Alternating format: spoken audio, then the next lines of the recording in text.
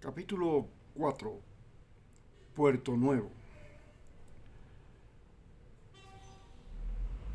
Luego de dormir aquella noche en un hotel donde llegaban los camioneros para llevar las sardinas que se embarcaban para Manta, volvió a la parada para continuar su viaje a Puerto Nuevo. En Tonchihue, junto con ella, se embarcaron campesinos con sus botas, machetes. Algunos llegaban a las compras que habían hecho en el pueblo y otros el queso que no pudieron vender.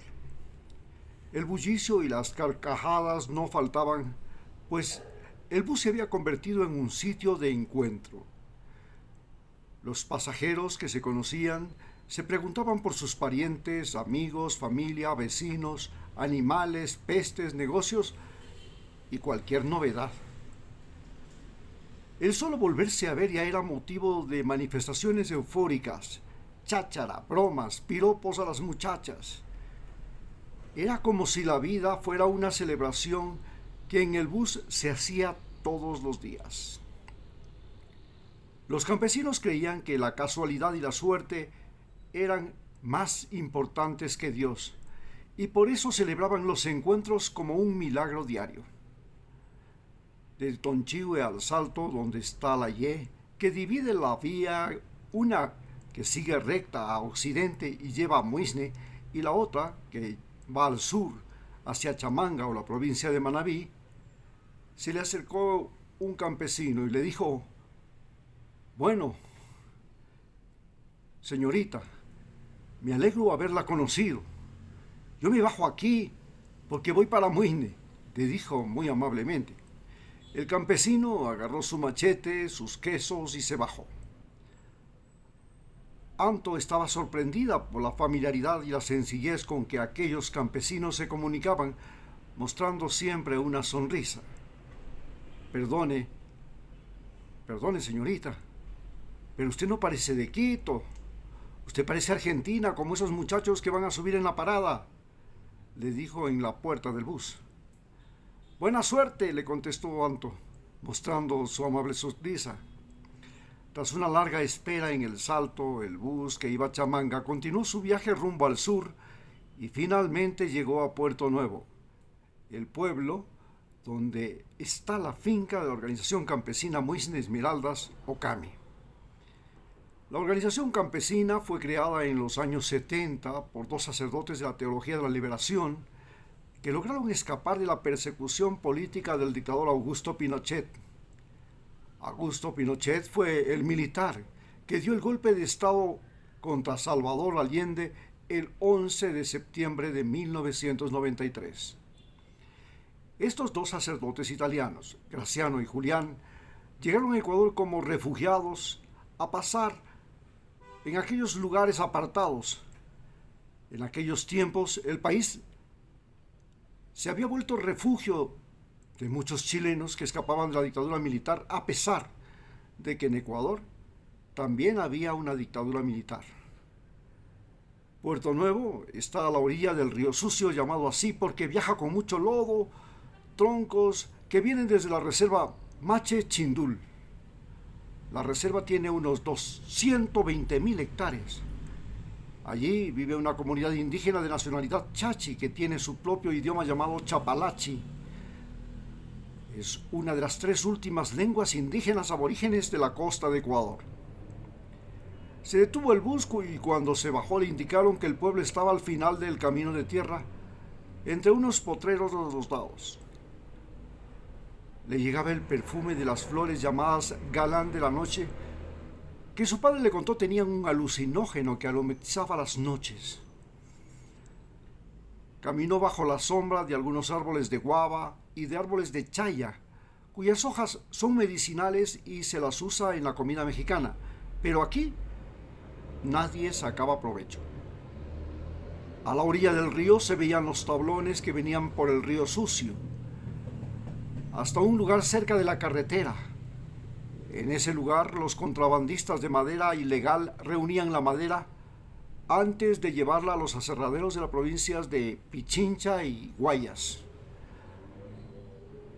Al llegar al centro del pueblo había una cancha de fútbol como lo era en la mayoría de los pueblos nuevos de la costa de Ecuador.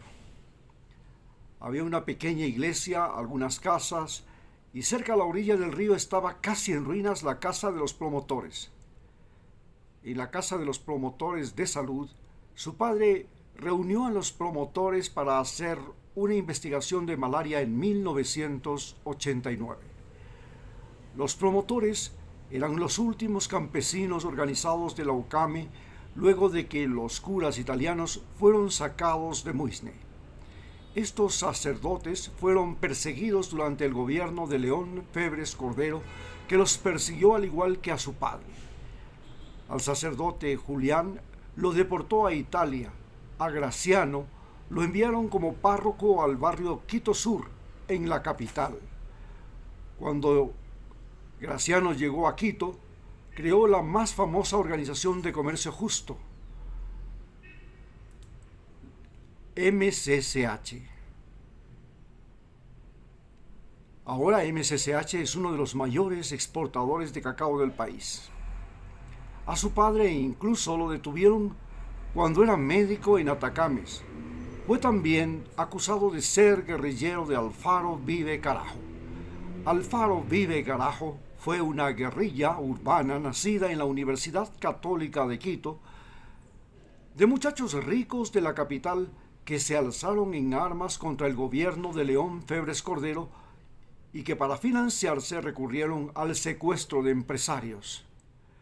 Pero su padre, el padre del doctor Max, era abogado del presidente León Febres Cordero, y aunque al doctor Pepe lo persiguieron por ser amigo de los campesinos de la UCAME y de los curas de Muisne, y también por presentar unas películas de Mario Litín en las fiestas de Atacames el 30 de agosto de 1986. Aunque su madre, doña Vero, dice que también a su padre lo apresaron por un lío de faldas con un médico de Atacames, amigo del gobierno. Mario Litín fue un director chileno de cine que produjo películas en el gobierno de Allende.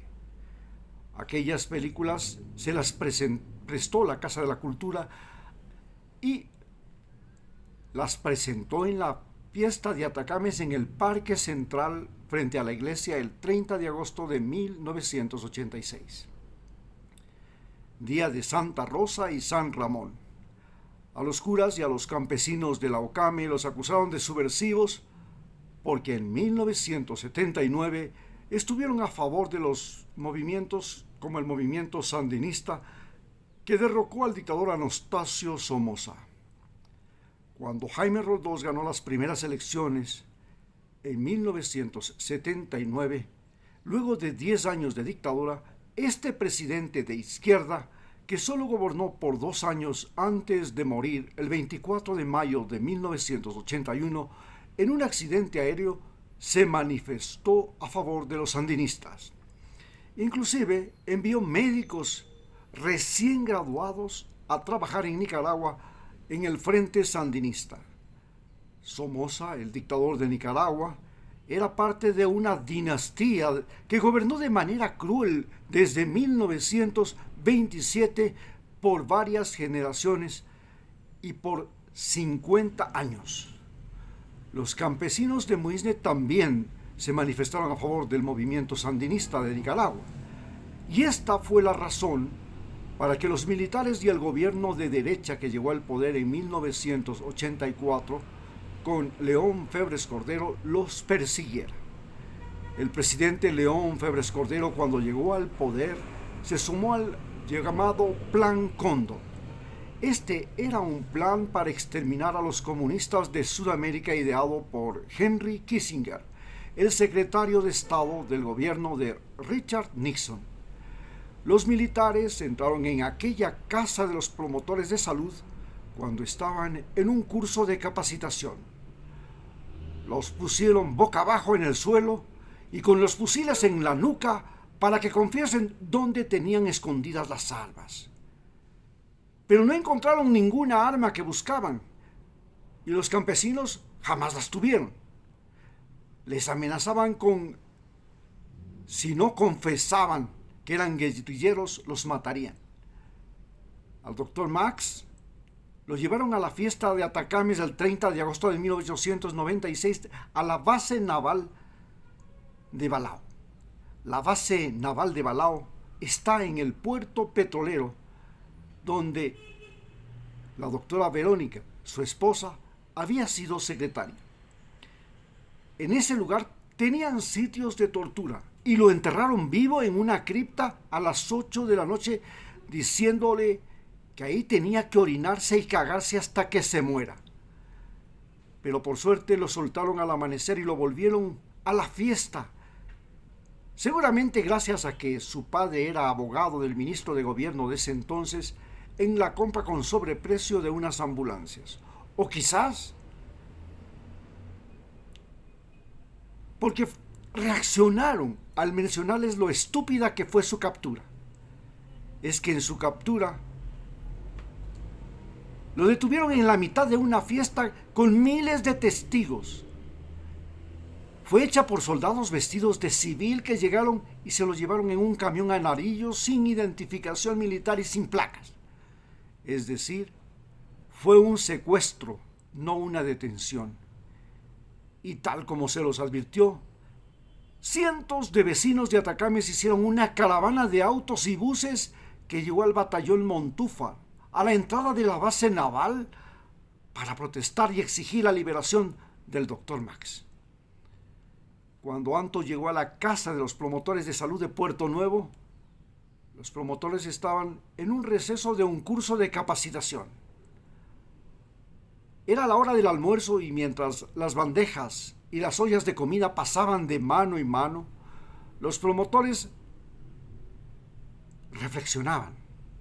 Era una reflexión sobre un mensaje de uno de sus compañeros que había leído en la Biblia, y como les enseñaron los padres de la teología de la liberación, las palabras de la Biblia les recordaban lo que habían vivido desde los años 70 en que empezó la organización campesina.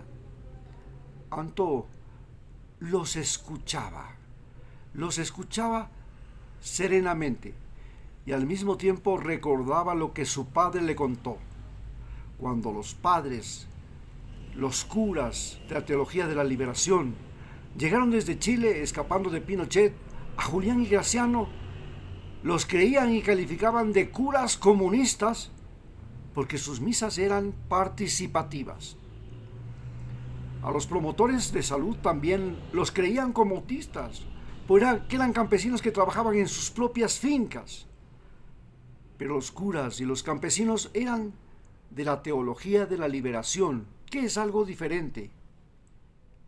¿Cuál es la diferencia?, preguntó Anto a uno de los promotores que comía junto a ella. Que los comunistas creen que el poder hay que tomarlo por las malas mediante la violencia.